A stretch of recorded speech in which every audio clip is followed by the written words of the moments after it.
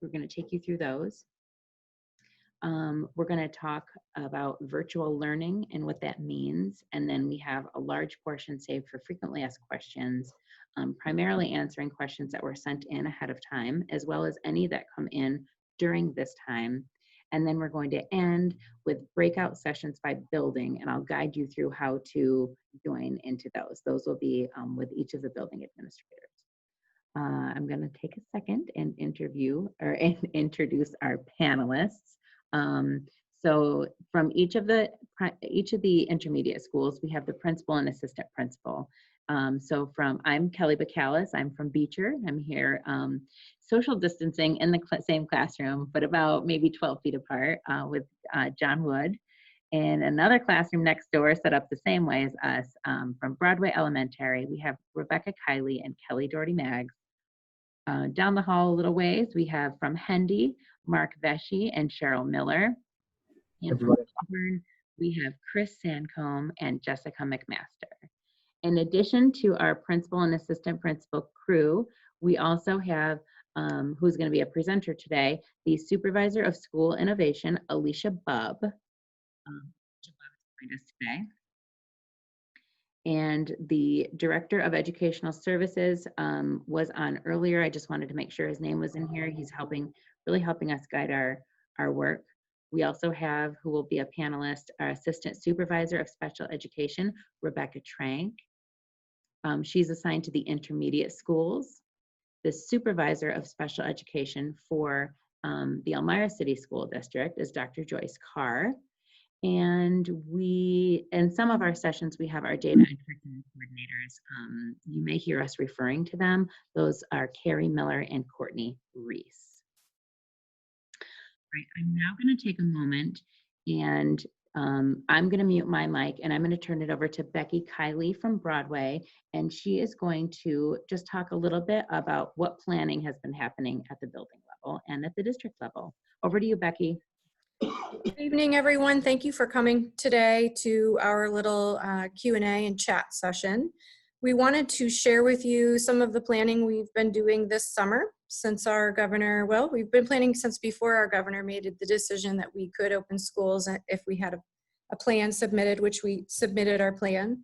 We've been meeting regularly between levels, primary, intermediate, high school, middle, and most recently for the past 2 to 3 weeks, quite intensely, all of the 3 through 6 buildings have come together to make a plan for our students coming back. First and foremost, with safety in mind, safety and sanitation. So we met last week with the Director of Operations and Maintenance, and he helped us outline what our custodians will be doing and what their roles will be in regards to sanitizing the environment for us so that it's healthy. But he talked with us about temperature taking and how we will receive students, and you'll hear a little bit more about that later. We are meeting with our technology director this week to discuss devices, classroom devices, home devices, and any other technology planning needs that we may have. We're going to be meeting this week also with our food service director to discuss in-school feeding and what that will look like. And so there were some questions about that in the last session for Broadway. So again, should you have some more specific questions for your building, be sure to ask them in your breakout session. Thank you so much, Becky.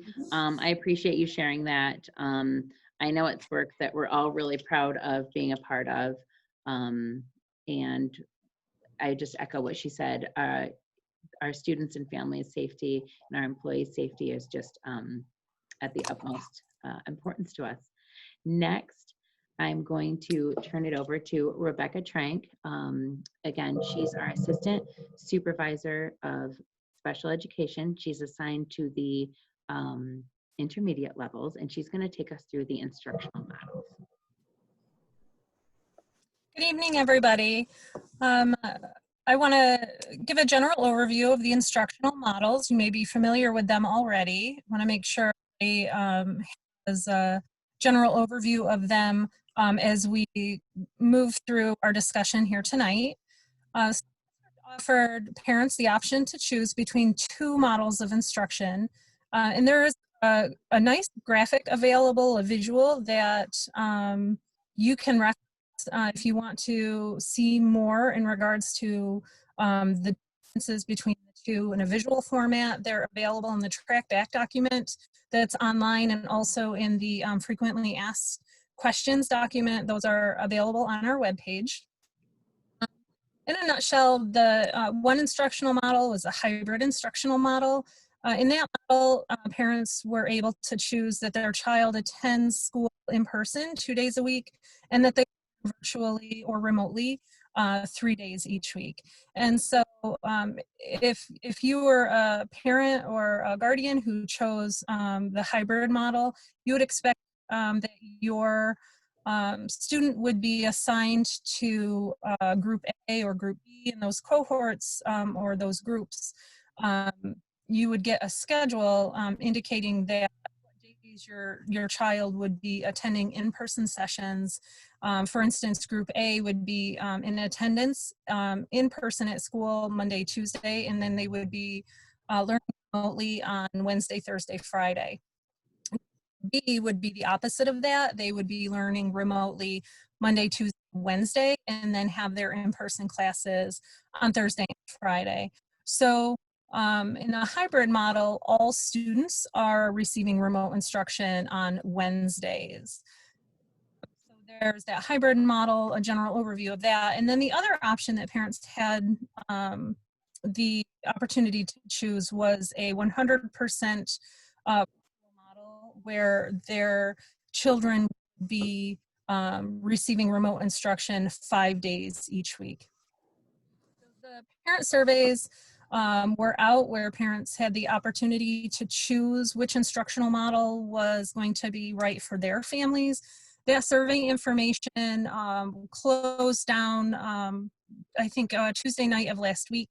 And so we're now getting the information and going through the data, really digging into that and learning about the choices that families made. And just to give a general overview in that both models will include daily instruction in ELA and math in accordance with New York State curriculum and standards, and then also weekly instruction for art, music, and physical education. And regarding special education, the special education department has been involved in the development of both models to ensure that services are embedded in both of those options. So if you're a child who does have an IEP and is classified as a student receiving special education services, I would suggest you reach out to the special education department from the intermediate perspective. That would be myself. And we can talk specifically about any questions you might have related to your particular child's needs and services. Special education is in its nature individualized to each student, and so specific student questions, that's something that we can talk about more directly. But for the purpose of today's discussion, I think it's important for you all to know that special education has been embedded as far as services in both of these instructional models. So, back to you, Kelly. Thank you, Becky. You're welcome. I feel like you're live in the field. So thank you so much for that. That was Reporting. that was a nice explanation. We're going to now move into our supervisor of school innovation, Alicia Bubb. She's going to talk to you a little bit about what the online learning will look like. She's going to share our learning management system, which is called Schoology. She's going to talk a little bit about a few synchronous and asynchronous tools that we have, Edpuzzle, Nearpod, and ClassKick. She's going to talk about what the gradebook looks like and how we're going to pull some data from the instructional tools that your children will use. And then she's also just going to talk a little bit about the difference between synchronous versus asynchronous. So I'm going to stop my screen share so that she can take over, and she's going to do some live time screen sharing with you all. So Alicia, over to you.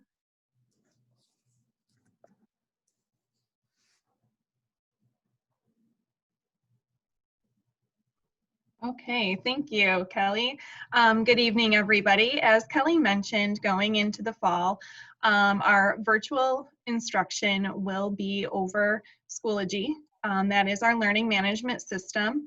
And so just to point you guys into to our website here, the Elmira City School District, you can always find Schoology. It's this little S right here. And if you hover over it, it will tell you that that is Schoology.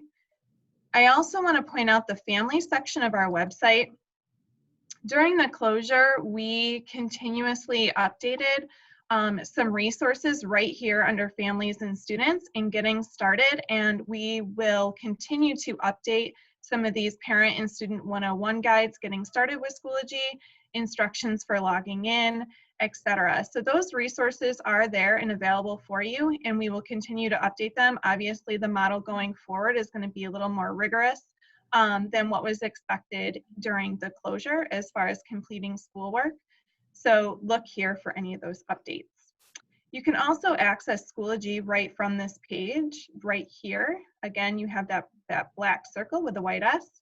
So I'm going to take you through an experience real quick as a student. Our student is Mark Twain. He is our demo student. He is enrolled in a lot of courses here. But to log into your Schoology account, our domain is express.schoology.com. And you can see that I did last name dash first name. And the password is going to be your student's student ID number or their lunch number. So if you're new to the platform, this is what it's going to look like for a student logging in. And it has this feed when you log in that's called your recent activity, where you can see messages from your teachers, from principals that are updating their school pages. So this is a really nice page to kind of scroll through. You also have assignments, and during the fall time for instruction, we're really going to be utilizing our course calendars to make sure that parents and students are updated on when assignments are due. So this will be a nice place for you to take a look at as well. Once we get into our course, this is where students will come to their courses to find their course material that will be completed daily for virtual instruction. And we are in here. Our teachers have been working very hard this summer learning professional development on some of these new and engaging tools that I'm going to be showing you. One of the samples I have here in my course is that Zoom. I'm sure some of you are familiar with that from the closure.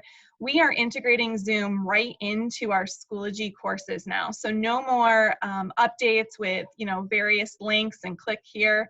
Our students are now going to be able to just click on their teacher's Zoom meeting.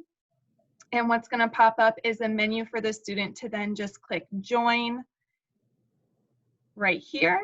They can click join, and then they will follow the on-screen prompts to join the teacher's session. So we're really excited that we get to have that Zoom integration right within our courses this year. A couple other things that Kelly had mentioned, we have this great new video program called Edpuzzle. And so here I'm going to give you just a glimpse. Our teachers can upload their own videos, and they can add engaging questions within the video that sort of ask the student to stop and do some multiple choice or short answer questions. My computer is really slow this evening. Oh, and poor Mark did not verify his email address because he doesn't have one. So, but there would be a video here for Mr. Mark Twain, our student, and your students would be able to watch it right here in the platform and answer the questions. The next tool that we have been working on is our Nearpod. So while I'm showing you guys some of these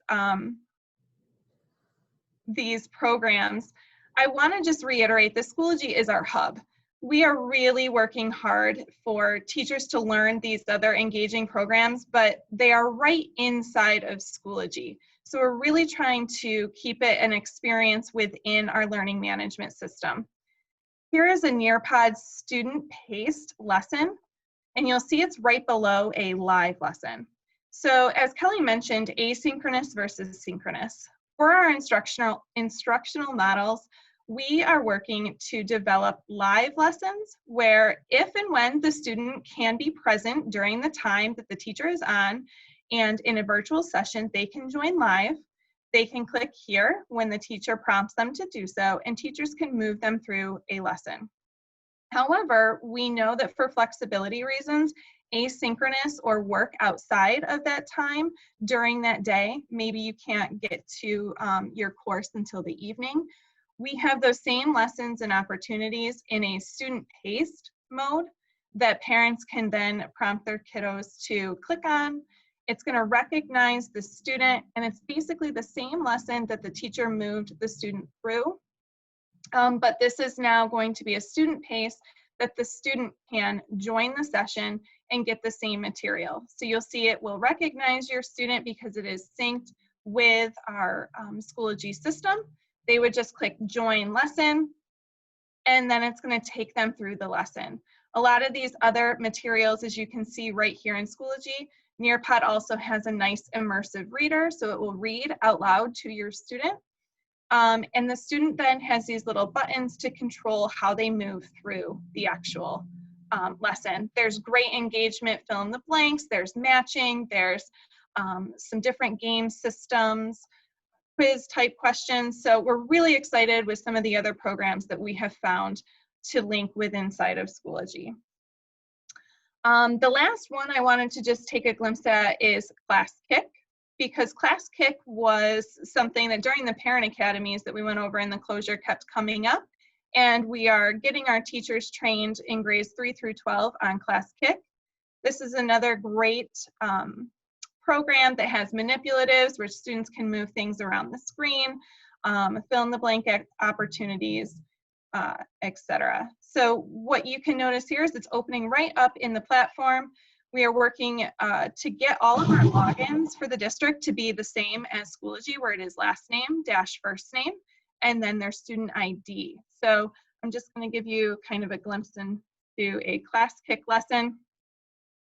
Notice again, it opens right inside the platform, so students don't need to click and go anywhere else.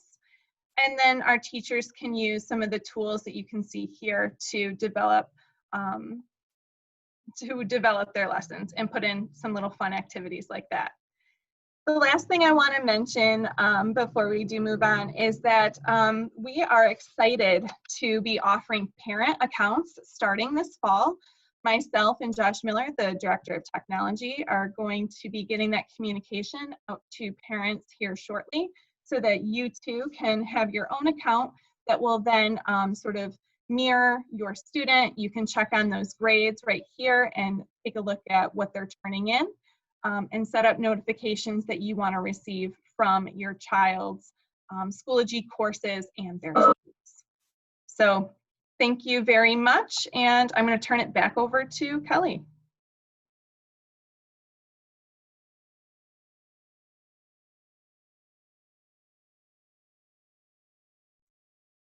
Thank you, Alicia. That was very informative. And I appreciate your excitement when you're sharing it too. I know that we all share that as well. And so do our teachers. Our technology classes have been full.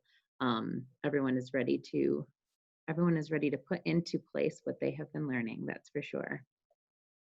All right, I'm going to go ahead and share my screen again as we move into the next portion. And the next portion is called Frequently Asked Questions. Before we get started with that, I wanted to let you all know what you can do after this session if you have questions.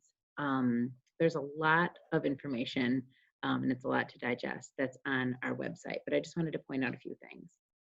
First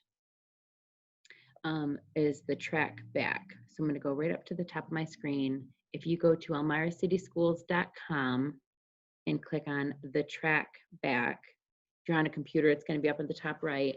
And if you're on a mobile device, it's going to be towards the top of your screen. Look for the track back. Just wanted to point out a few things. Our complete reopening plan is a PDF guide. I have it loaded here. It looks like this. Okay, that's what was submitted to the state for approval. And then the other place I wanted to show you was, here are some frequently asked questions, and we pulled a lot of our answers from today from this document. Okay, so there's a lot on here. I'm just going to click on it so that you can see what it looks like. So it's categorized into general, safety and health, and facilities and cleaning protocols, and academic learning and social emotional support questions. So I'm just going to click on one of them. If you click on it, the question expands, and then if you click on it again, it collapses. All right, so that is there. In addition to that, also on the track back, if you scroll down, you're going to see a list of links. At the very end, it says ask a question. This is one way you can ask a question. There's an email address set up called trackback@elmiricityschools.com. You can email that. Someone will get back to you from the district. And you can always call your the school building, either Beecher, Hendy, Coburn, or Broadway Elementary, and ask a question directly to the school. So there's lots of ways in addition to tonight that you can ask questions. The way that we are handling the questions that we planned for today are as follows. We got a lot of really nice questions, and thank you for sending them in ahead of time. We sort of categorized them into schedule type questions, supplies and materials types questions, and health and safety. And to lead us through our first category of questions, which is schedule, is Becky Kiley from Broadway Elementary. Over to you, Becky. Thank you, Kelly. There we go. Thank you, Kelly. We had some questions that came in before this session, and I thank you for sending them so that we had time to prepare for some of your great questions that you're asking. We also, in our earlier sessions, when we would break out into school groups, had some very thoughtful questions that we were glad that we were available to answer for you. These are just a few samples of questions that came through. However, again, at any time, please reach out to your building principals, assistant principals, supervisors of special education, or whomever you feel most comfortable that at the building that can answer your questions. Even some of our secretaries and clerks can answer some of these questions for you. The first one was, please walk us through a typical virtual day of learning. Will there be any real-time instruction during the virtual day, and how will Wednesdays be different? So it was explained when Alicia Bob went through this, how Schoology will look, that there were two types of learning in there. So yes, there is an opportunity for real-time instruction. We are planning and hoping for live instruction to take place. However, for parents or caregivers who can't get their child on a device during the day, there is an opportunity for them to complete the work at a different time that day. So evening hours may be more convenient for some, or maybe earlier in the morning. The next question was, will any specials work be required during the virtual days? And the answer to that is yes. We don't know exactly what that could look like right now. It could look like if you remember back to some of the instruction in the spring, there were some choice boards for some of the art, gym, or music activities, or bingo boards for some of the younger grades. When will we know the days our kids will be attending school? So we've been collating the answers to the survey that went out, asking families what kind of learning they would like their students to engage in this year or for the beginning of the school year. We are continuing to look at that data to see what families are choosing all virtual, and then those that would like the cohort group. Once we have all of that information in a usable format, which we are working on daily, we will be taking a look at our classrooms, our spaces, our social distancing for desks, and then our class lists to see if what we've built before the summer months still sustain with who will have what teacher coming into the fall. So as soon as we know that, we will be sending out information, each school, in a letter form for you. Some people have asked if families can choose a cohort. So we have given the option in the survey for families to be in the same cohort to make it easier for a household. And we've taken some specific questions too about if there can be some exceptions made for groups of children that go to the same childcare location and such. And so I urge you to talk with your building principals about that when we go to our breakout sessions. There was a question about school hours. We are planning on our in-person school hours being the same as they were in a normal school day that you would have seen last fall. And finally, we were asked if there was going to be, if the instruction was going to look the same as it was March through June for the elementary kids. So as we are looking at it now, each day we get more and more information about how that will look, and we'll be using that information to plan. We will be using Schoology as the platform that the students will be entering in for their virtual learning. We will be required to take attendance and do grading this marking period, so in the school year. So that is different from the spring. In the spring and into the summer months, we gave effort grades and statements on report cards, but students will be required to get grades, and to be, the teachers will be taking attendance for students that are doing their work online on their virtual days and who are also attending school during the regular school day. And that's all I have for frequently asked questions at this point. Back to you, Kelly. Thanks, Becky. That was awesome. The next category of questions we have will be explained by Chris Sancomb, principal at Coburn, and he's going to take us through questions about supplies and materials. Over to you, Chris. All right, thank you, Kelly. So the first question we received was, will kids need school supplies, and will the kids bring them back and forth? So yes, the kids will definitely need school supplies, and they will be encouraged to bring them back and forth in their backpacks. I know backpacks can be an issue at times, but I know my school at Coburn, we've had quite a few backpacks delivered or donated, and other schools have also. So, oh, my computer wants to shut down, so hang on. Cancel. All right. So, so we do have backpacks available for families, for students to bring those materials back and forth to school. Can we expect a supply list? Yes, you definitely can expect a list. So as soon as schools finalize what supplies they're going to want for kids, your student's school will put that list together and get it out to parents. Will kids have a cubby to keep their backpacks in? So most of the schools do have cubbies, and they are available for the kids to keep their backpacks in. But the thing is due to the disinfecting that has to take place every day after the students leave, they'll be spraying down those cubbies. And that's why the kids have to have the backpacks so they can empty their cubbies and bring everything home so they can be disinfected. So they can keep stuff in that cubby. They can hang their coat up in it. They can keep their book bag in it. But at the end of the day, that all has to go home with them so that the cubbies can be sprayed. That's the thing with those. Also with, I know at my school, we have lockers. So those students in 5th and 6th grade at Coburn, they're not going to be able to use their lockers. And I think it's the same at other schools also, where that they just, because they don't open up, they can't spray them effectively. So students are not going to be able to use their lockers. So the older students that do have lockers will keep their stuff on the back of their chair for the day, and then they'll bring their stuff home at the end of the day. And until we figure, until if something might change, we can let them use lockers, but at this point we can't. Another question we had was, will physical workbooks and reading material be sent home for the remote learning? Most everything they'll need for remote learning will be online. So the books, they'll be uploaded onto the internet, and the kids will access those online.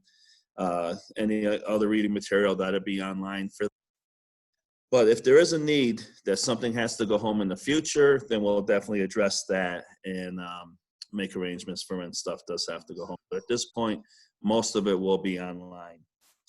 Another question came up, will the students need a printer at home? The students will not need a printer at home. They shouldn't have to print anything because everything's going to be answered online when they are at home.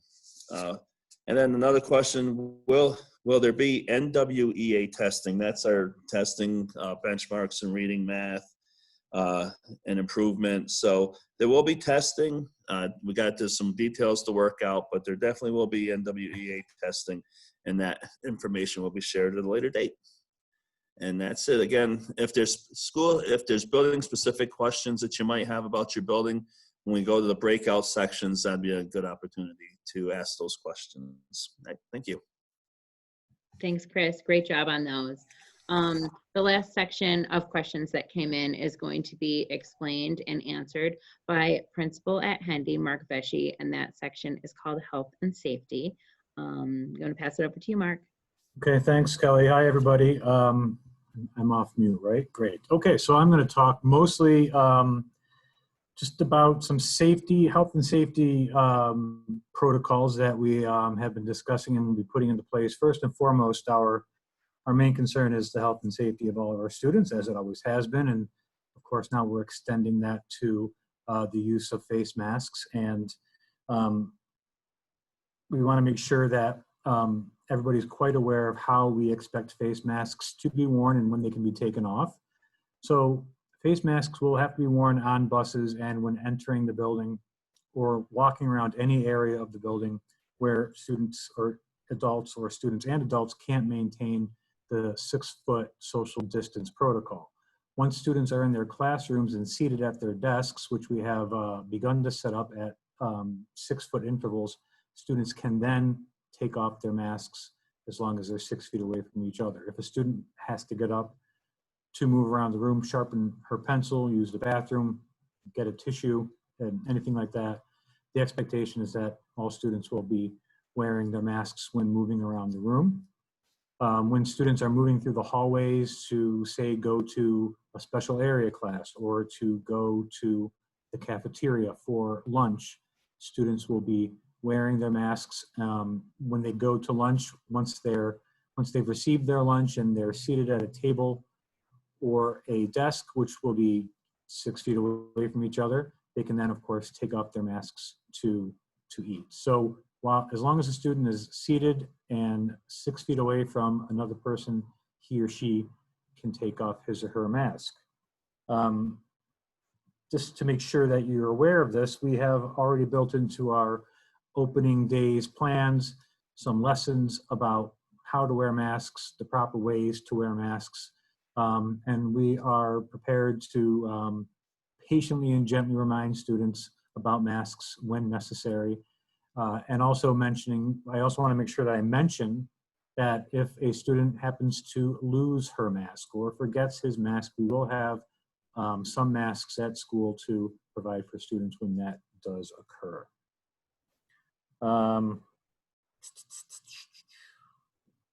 We are going to be taking the temperatures of everybody when they enter the building each day. That's all students and all staff. Students who ride the bus, they'll have their temperature taken before getting on the bus. Those students who walk or get dropped off, we will have separate areas of the building, and each building is going to be different, of course, for those students to enter, and we will have stations set up for students to have their temperature taken when they enter the building. If and when a student shows symptoms of possibly having the COVID virus, one of those symptoms is a high temperature, the student will be taken to what we're going to be calling our second nurse's office. The second nurse's office will be staffed, obviously, and once the student is in there, we will reach out to call parents to make sure that parents know what's going on and to come up to school to pick up their students. And I think that's it regarding health and safety. And as Mr. Sancomb said, just give us a call at school if you have any further questions about health and safety or anything else. And when we do our breakout sessions here in a couple minutes, you'll be able to ask your building principals more specific questions. Thanks. Thanks. Great job, Mark. I just want to remind everyone that we definitely want to be available for your questions. So now we're going to have a time where, let me explain to you how we have this set up. We have breakout sessions by building.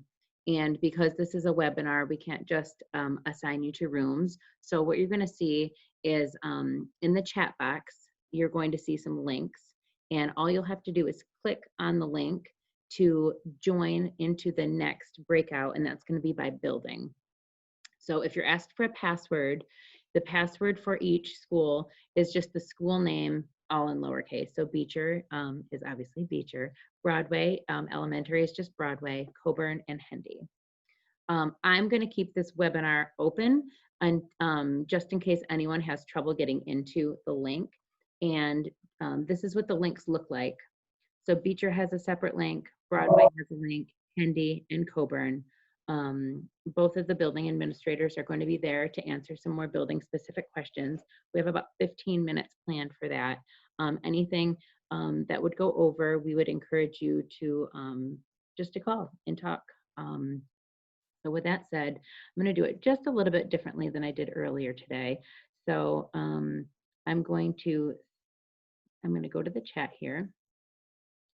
I'm going to enable the chat box, and I'm going to just paste in the links by building. Okay, so this link is going to go to all panelists and attendees. We're going to start with Coburn here. So you see I'm just going to paste, copy. And so the link that you're going to see first in the chat box is Coburn. So anyone that's a Coburn parent, guardian, caregiver, family member, in the chat box, go ahead and click Coburn. Click the link right under there. All right, the next one I'm going to put in the chat box is for Hendy.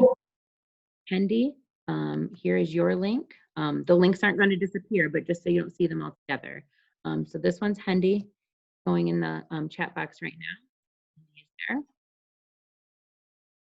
The next one we're going to put in is Broadway L. Here's the link for Broadway L. There you go. Broadway Elementary is in the chat box. You can go ahead and click on the link for Broadway Elementary. Remember, if you're asked for a password, it is the school name in lowercase. And last but not least, my school, Beecher. Here we go. Beecher's in the chat box. There it is. Again, I'm going to stay here in case any of you have a question. If you need to come back in to the webinar because you lost your way, I can repaste there. And good luck talking with your building administrators.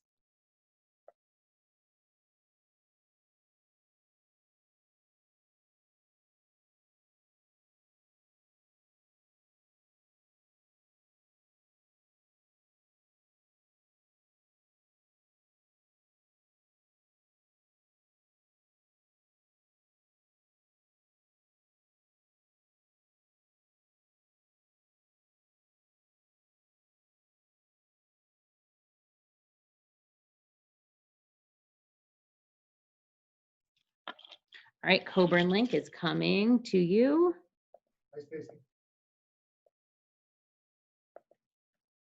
Here's Coburn.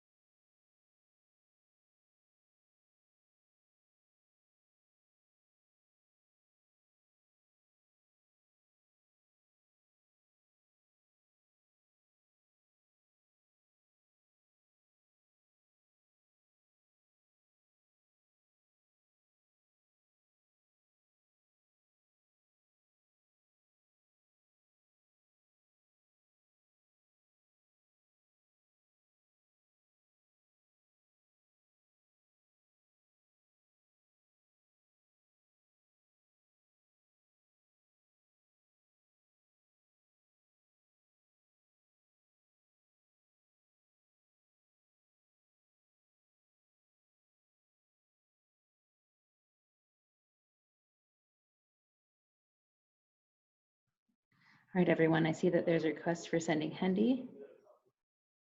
Here's Hendy. All right, I just pasted Hendy. Just want to make sure I didn't miss anyone. Okay, password covered. All right, I'm still here in case anyone needs anything.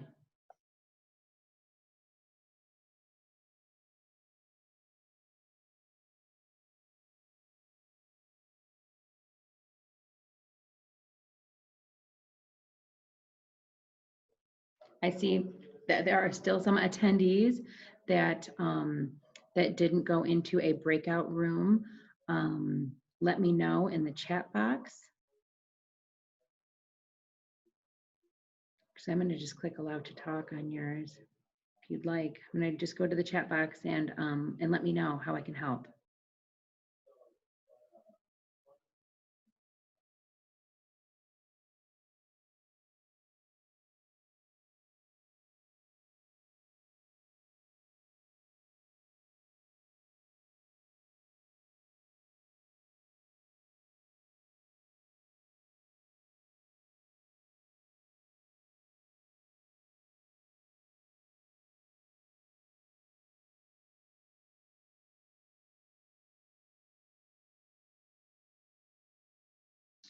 Hi, Stacy, sending the Beecher link again. Yep. All right, there you go, Stacy. I just pasted the Beecher link.